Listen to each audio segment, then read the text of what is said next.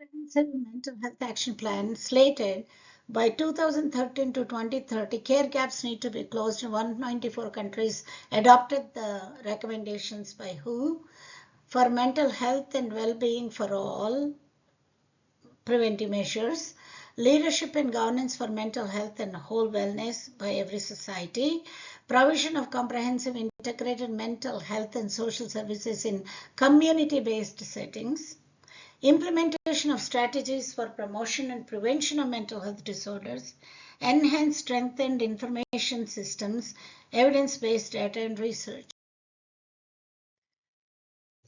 Brain growth at birth is only 333 grams. It becomes 2 kilograms, almost 80% of the adult weight by 2 years. How does it happen? Why does it happen? And what happens? Brain connections are completed by 2 years, typical and atypical, withdrawal or participation. And atypical short circuits or failed circuits, it's the same thing as when you have a wall and you create electrical circuits and those circuits have failed. And you can break the wall, but you cannot break a brain. So we need to make sure we give typical circuits through the experiences. Everybody should be a proud pediatrician who can create a brain volume of 101% in the first year of life, out of which gray matter, which is the neuronal synaptic proliferations, are 149%. It's only 11% or 15% in the second year of life. White matter, which is connectivity through experiences and mobility and so on, happens in the second year of life, only 11% in the first year. Cerebellum, which seems to be smaller in autism spectrum disorders, usually grows to 40% in the first year of life.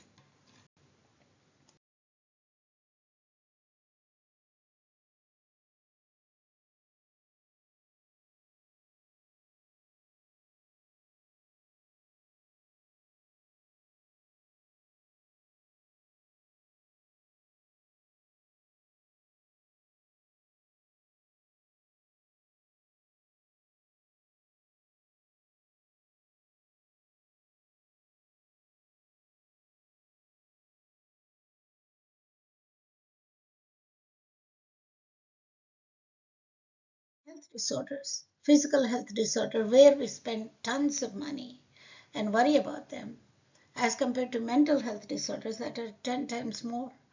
Congenital heart disease is 0.9 to 1% of live births, or 9 to 10 for 10,000 live births. In India, it is 0.6 to 1.8% live births. Globally, chronic kidney disorder is 1.1 to 3%, and in India, it is 4.9%. Overall, all over the world, 13 to 14%. Acute kidney injury is always secondary to sepsis, hypovolemia, hemorrhage, various other factors that caused shock, septic shock, or so on. The mortality is around 30%, and it cannot be prevented because it is situational. It's globally 20 to 34%. Non-alcoholic fatty liver disease is globally 25%, and this comes from gluconeogenesis or obesity or lifestyle management and eating practices that can even cause cirrhosis and portal hemorrhage.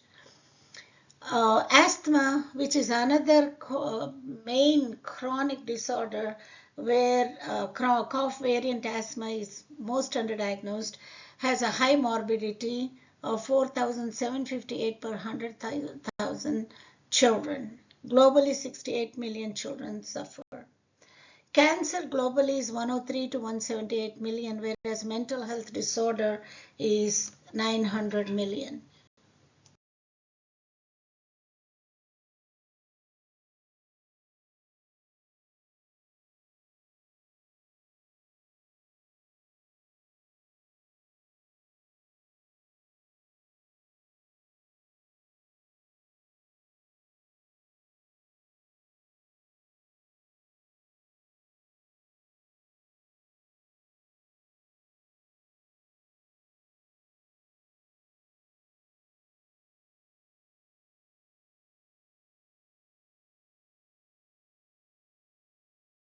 Disturbed neurodevelopment. sexual abuse, which is 24 per minute globally, bullying and withdrawing from the society, intimate partner violence, heavy metal exposures like lead, toxicity, acute child and community traumatic experiences, toxic stress, substance use disorder. Mental health disorders that result from these key risk factors are anxiety, general anxiety disorder, panic disorder, separation anxiety disorder, which is physiological, and social phobias and anxiety. Depression, neurosis, PTSD, idiopathic intellectual disability, bipolar disorder, eating disorders, all related to what happens early on in life. Here is a boundary violation formula that works even for preventing lawsuits to just about anybody's life in general. The potential for boundary violation. Violation potential is related to risk factors and vulnerability. And the vulnerability, we talked about inequities, economic disadvantages, lack of opportunities, disabilities, and so on. Risk factors times vulnerability. And if the accountability is high, the violation potential is less. Something will trigger. There is a catalyst. Mom said not to buy the toy. And if the risk factors and vulnerability are not high and the accountability is very high, the violation potential or a behavior disorder cannot happen. Mental, emotional, and behavioral disorders prevalence and predictability 2030. The WHO predicts 6 trillion annually by 2030. Projected cost to the world. You can imagine the emotional drain for the family and the society. Depression would be the leading disability. Cumulative economic loss from mental health disorders is 16 trillion from 2011 to 2030. So it is the pride and work as worship and duty as God for pediatricians who should really walk with their chin lifted up, because we are the only ones, pediatricians are the only ones who can choose to help save the world by counseling the families.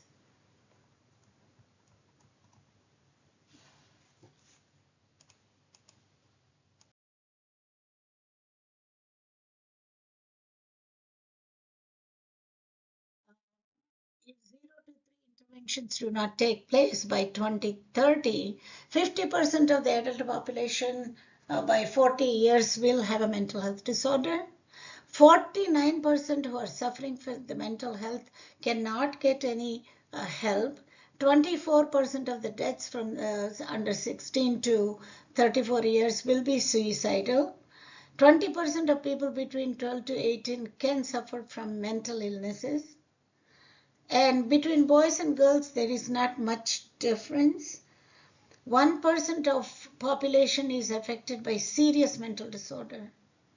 These are staggering statistics, which makes us think we should spend more time on preventing video gaming, video exposure under 3 years, and preventing mental health disorders by telling parents what to do if that is not happening, because no parent hates a child. Every parent wants what is best for them. They want them to be intellectuals, but they're not being told what to do. And they're following the culture that has been detrimental to human mind and body and heart.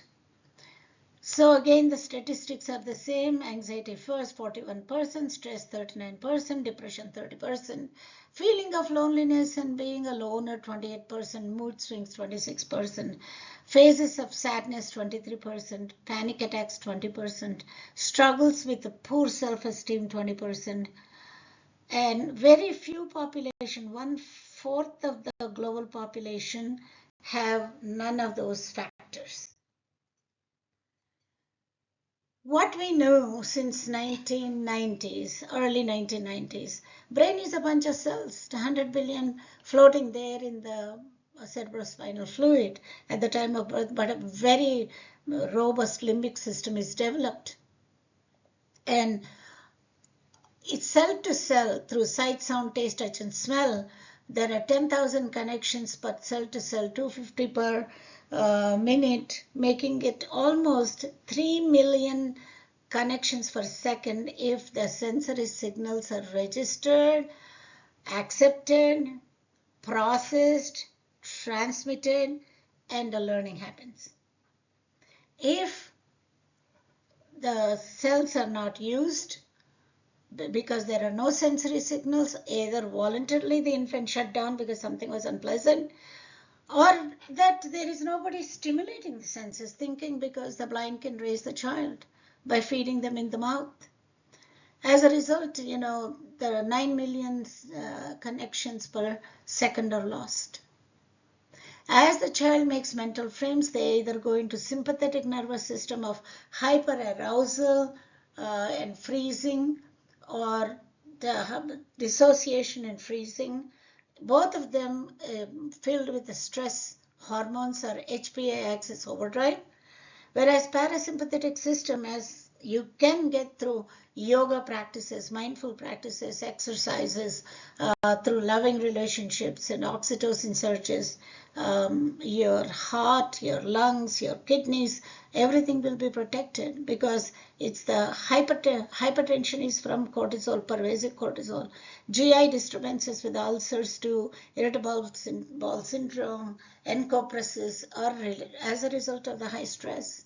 Gluconeogenesis is high because of the pervasive cortisol and epinephrine, causing non-alcoholic fatty degeneration of the liver, acanthosis nigricans, type 2 diabetes mellitus, hypertension, effect on the adrenals, and sexual dysfunction, micturition problems, or weak bladders. In many kids, there is enuresis as a problem.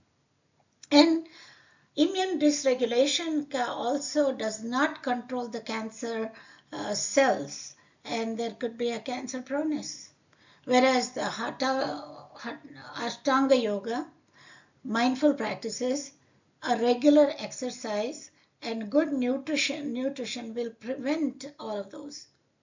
So if one looks at these cells, just the brain, eat, sleep, and be content, connected very well by 3 months, that there is a security, trust, and belongingness. Social brain is connecting, is I cry, it works, I can sit with the mommy, I can sleep with the mommy. And the Q cause and effect is already situated in the forehead. And the brain is very well set. 149% gray matter connections of these have happened, good or bad, positive or negative. But if the senses withdraw because something is very frightening to them, not pleasant to them, they don't know how to close their ears and run away, they shut down the listening. And if they don't want to see, they shut down the visual, and then there is no development of the connections there, from the eyes to the thalamus, to the occipital cortex, or to the wernicke's through Broca's area for the speech. But 0 to 3, there is an optimum window of opportunity. Lazy eyes need to be fixed between 9 to 10 months, maximum 18 months. We need to fix hearing from the beginning by getting newborn hearing screening and measuring the hearing every time baby has an ear infection. So if we look at these, the scarring should be prevented, and it doesn't have to be abuse, it's neglect too, or not doing what we need to do with the children. Brain is built on early relationships. Emotionally nourishing relationships is a strong foundation, building loving, trusting, early relational health from the adults. Infants and toddlers thrive on SSNP, safe, secure, nurturing practices. 0 to 3 years is wide windows of opportunity to create this secure base with the parents. Mary Ainsworth and Bowlby's theory. Racial, economic inequities, lack of knowledge on SSNP is a strong barrier. Nobody is teaching them, so parents don't know what to do. They do what they think is right. Self-care of parents to control their emotions so that they are an emotional buffer for the children is very important. So these are sensitive periods. Widely open windows of opportunity 0 to 1,000 days, first 1,000 days, or 0 to 3 years. When a state becomes a trait within 7 days, whereas a state of certain behavior, forced behavior, habit becomes a behavior only after 3 months to 2 years, or maybe incomplete if we work on kids after 3 years. We try to diagnose autism more close to third birthday, even if we had chat and revised chat at 15 to 18 months. That's mainly because we are missing the boat at 0 to 12 months. Brain is a bunch of cells, 3,333 grams at birth. 65 to 80% of the brain is developed, connected by the time the fontanelle closes by 2 years. 2.5 kg is the adult brain.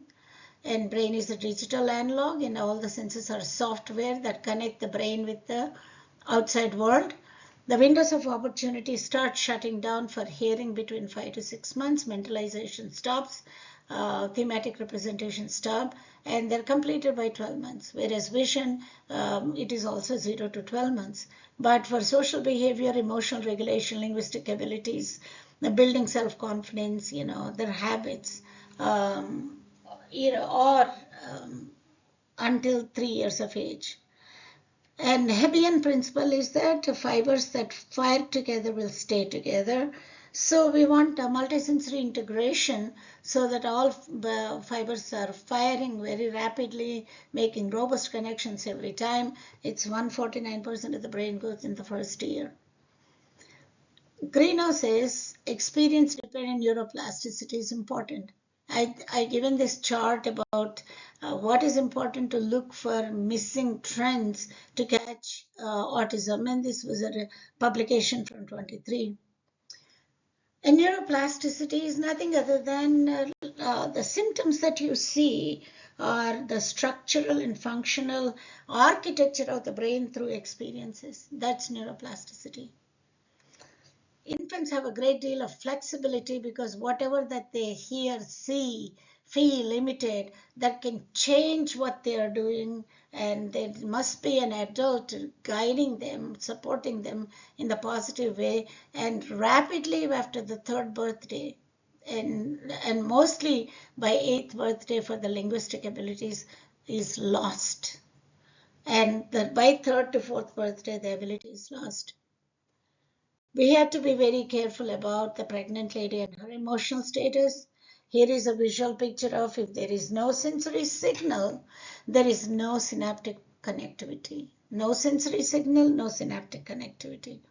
And so the sensory signals can be shut down by the infant deliberately if they are hearing loud noises. No parent is. Somebody is not speaking to them softly and smoothly. These connections don't happen. And it's not always DNA, because now we are in a post-genomic era because of epigenetics. We know acetylation and methylation process. Methylation process does not transfer the at-risk gene to the DNA sequence, whereas acetylation process does, and acetylation process is because of nutrition and lifestyle management.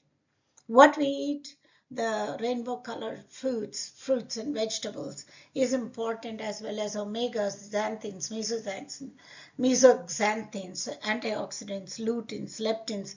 The rainbow color is very important. We don't get all the nutrients from the meat, but we get them from probiotics, fiber, and micronutrients through the fruits and vegetables.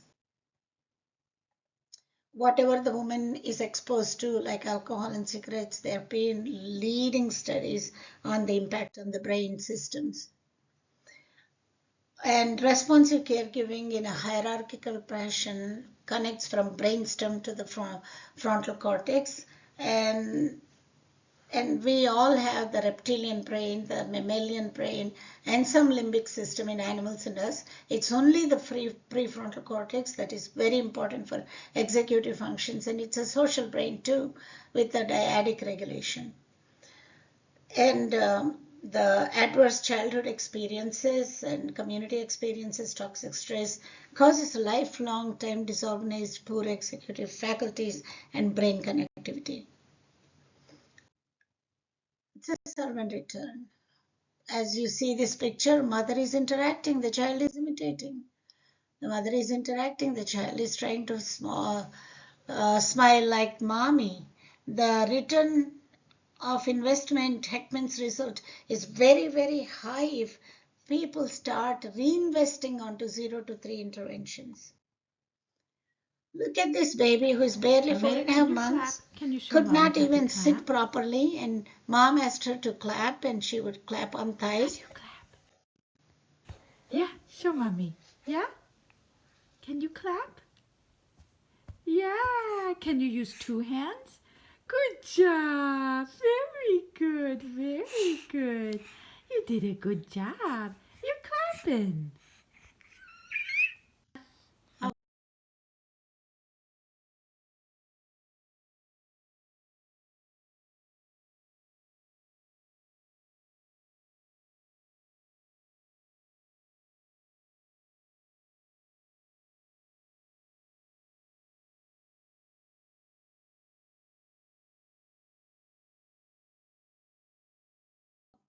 How happy?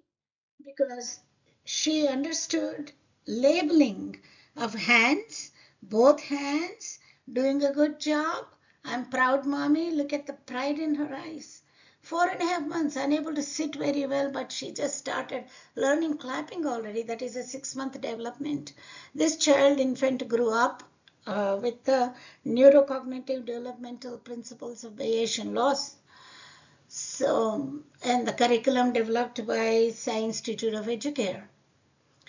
Now, when you look at this picture, is there a responsive caregiving? Is there attention paid to? The infant is crying, and mom has her own problems, whether lost a job, she's depressed, or husband, yelled at her, some economic problems, lost a job. Who knows? But the infant is paying a price.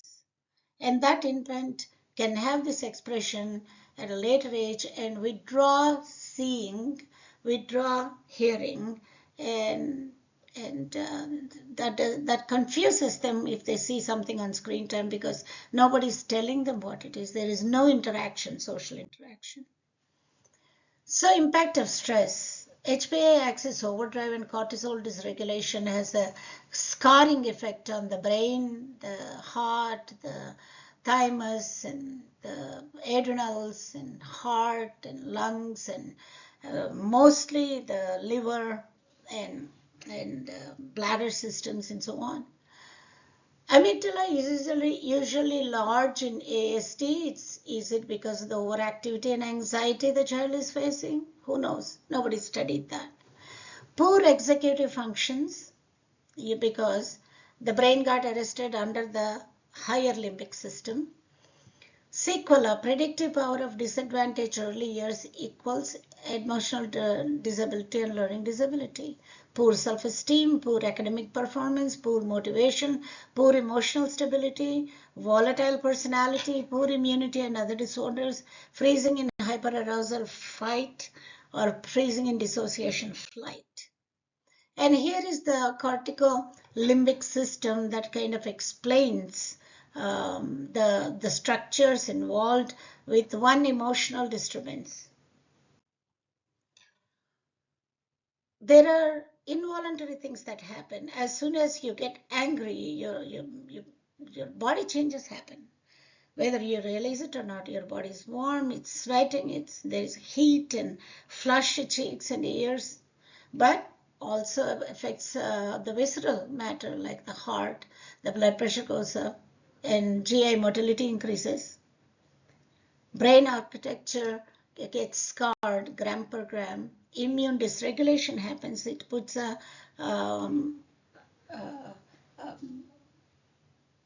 block on the immune systems, and immune dysregulation and cancer and asthma and lupus. All these kind of disorders are from stress.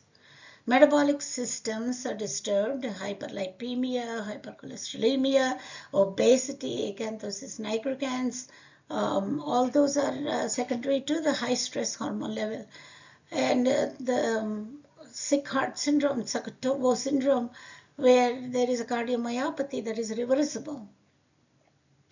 Body changes and movement changes happen because of the basal ganglia. Somebody strikes if they cannot control or rein their emotions. And there will be definitely a behavior change. It's all sympathetic versus parasympathetic system. So very young children have limited capacity to control their emotions. They know that they're having emotions. They know they're stressed out. They know they have distress, but they look up to a secure base, which is the caregiving adult, both mom and dad, as well as extended family, nannies, if they should be trained too. And they carry this one at subconscious level as feelings, memories, experiences as they mature. So what do you do if you cannot handle those emotions? Ask for help or practice your yoga, pranayama, Ashtanga yoga sadhana. Take a few minutes doing some of those practices and learn what makes you feel better. So final thoughts on why 0 to 3. Final thoughts and reflections on 0 to 3 intervention skills building. 0 to 3 is the only time in life when experience literally shapes brain's foundation structurally and functionally for learning, holistic health, mid-childhood through adult behaviors, lifestyle management, and resilience. That is why brain is plastic, malleable, and resilient when windows of opportunity are widely open, when an iterative experience can rechisel the brain for optimal function in 7 to 10 days at the most. The later attempts are incomplete, ineffective, and very costly. Results are inconclusive. Thank you so much for your attention. There will be a pre-test and a post-test. Please answer them.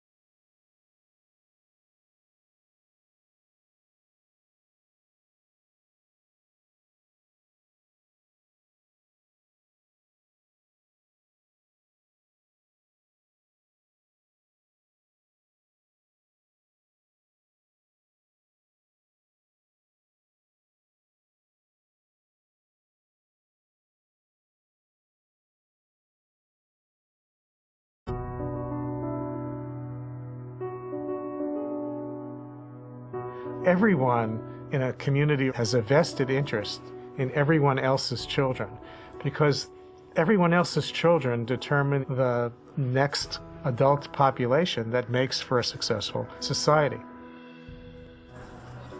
Built into our biology is the need to have responsive interactions with adults. Neglect for children is when they don't get what the brain is expecting to get, what the child is expecting to get, what we are biologically prepared and waiting for, which is input from those around us. It's this back and forth serve and return interaction that literally shapes the architecture of the brain. Serve and return begins when a child looks at something or observes something, makes an utterance, and that represents the serve. And the return is when the parent notices the child doing these things and responds to the child. Under conditions where serve and return is broken, you literally are pulling away what is the essential ingredient of the development of human brain architecture. It was a really compelling series of experiments where they started by videotaping the mother and the baby engaging in cooing and smiling. And then they asked the mother to basically put on a blank face and not respond at all.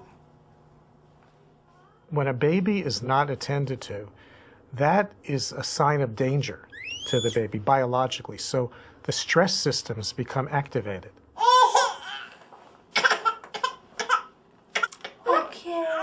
In a brain that is constantly bathed in stress hormones, not that's up and down, that comes with normal development, certain key synapses, the connections between nerves, fail to form, and critical regions of the brain. So neglect both fails to provide the stimulation that's needed to develop the basic architecture, and when it's at a certain level, is one of the most potent activators of the stress biology of a young child. So you get a double whammy.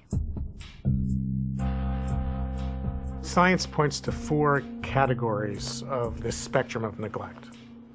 The first category would be what's called occasional inattention, where children experience responsiveness most of the time, but occasionally adults don't respond.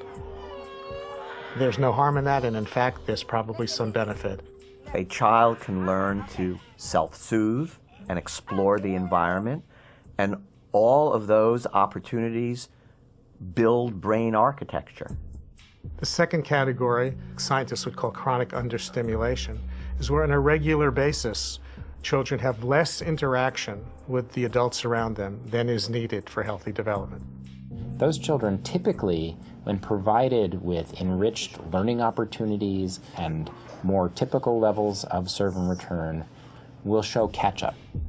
The third category is what science would call severe neglect in a family where not only are there prolonged periods of inattention and lack of responsiveness, but often also associated with not being fed enough, not being bathed enough, not having basic needs met.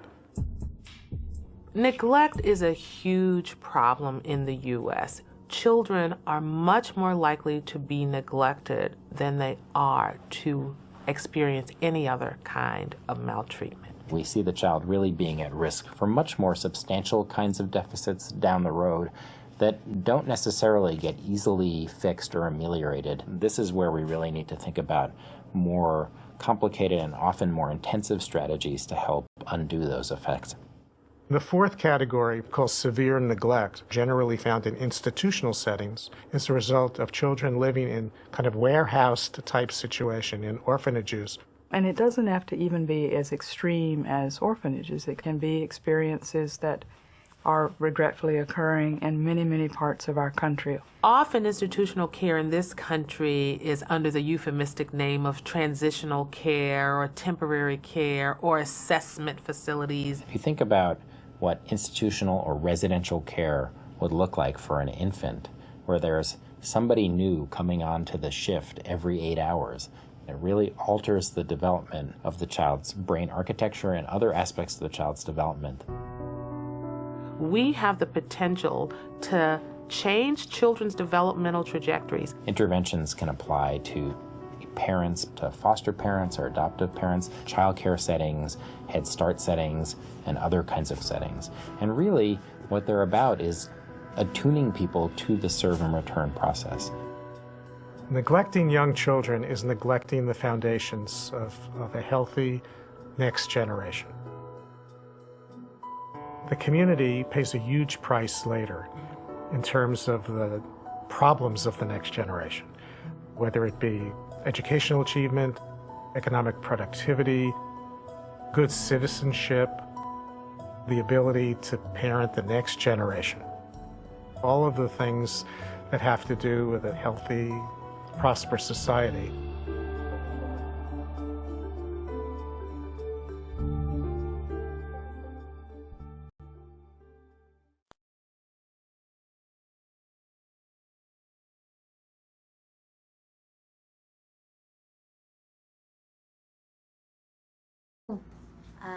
I do work. What grade are you? Third. I mean, first. First grade. What school do you go to, Baha? From Glenox. Glen Oaks Elementary School, huh? Yep. What did you learn today? I learned numbers and letters. What else? And I do math. Mm-hmm. You do math? Yeah. So, what's your name? Full name? Look at me, look at her. Tanash. What's your name? First name? Baha. What? Baha what? Tanash. Baha. What's your date of birth? Mahan Tanash. Bravo. Do you know your date of birth?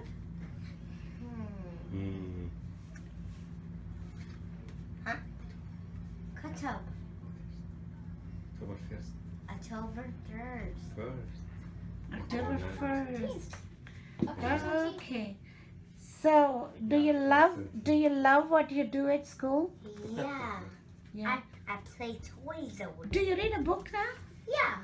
Are you able to read? Yep. What was he like before? He wasn't like even to handle the pencil. There was a diagnosis for him, right? Yes. Diagnosis. Because he was when was he talking? He wasn't even talking back. No, in the beginning he wasn't even talking at all. At what age was he not talking? At 3 years old. Okay. And walking also. Okay. Now he broke a lot of talking. You can't even start him talking. Okay. And he's very friendly, very actively, and he's not scared from nobody to talk to. It was very shocking when I told you he had autism-like Yes, it was syndrome. shocking because we never expected to have these things. And I didn't We were see you for surprised. a while, after he was born, right? Yes. That was where I finally saw you at 3 years of age, and that's when.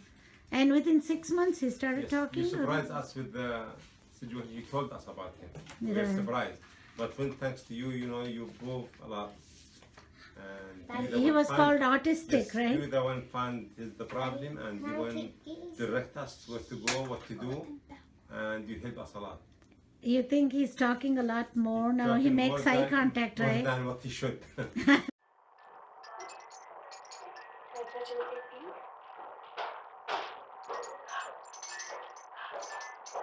You're coming over here, can you see it? Yeah.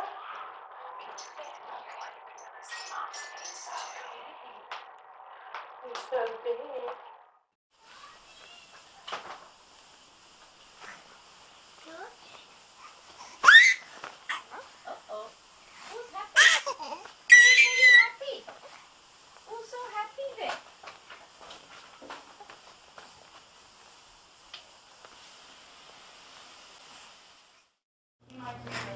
Abba.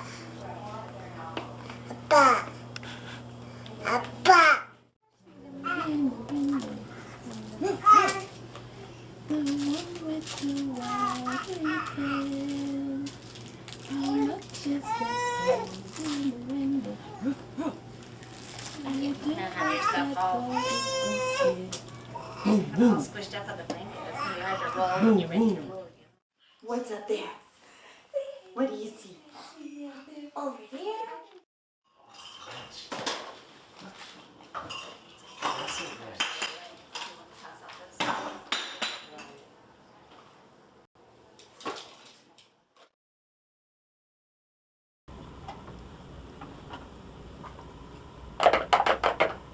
something inside. Can you see what's inside the box? Can take the lid off. Is there something in there? There's a green cone. I'm going to put it back inside of the box and put the lid back on the box and close it up.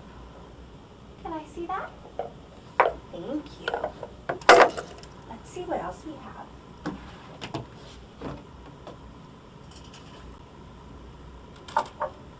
Look at this. See? Look at this. There.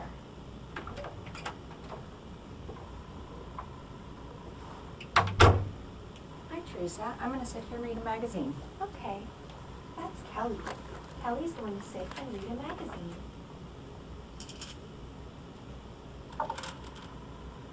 Kelly, look at this. That's aggravating. That's so annoying. Oh, I thought it was really interesting. Well, that's just your opinion. It's aggravating.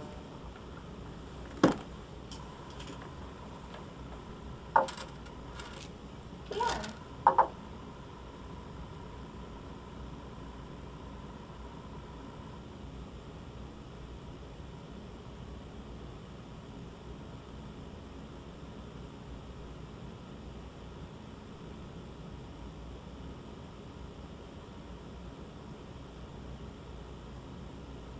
Can I see that? Thank you. I'm going to go now, Teresa. Kelly's going bye-bye.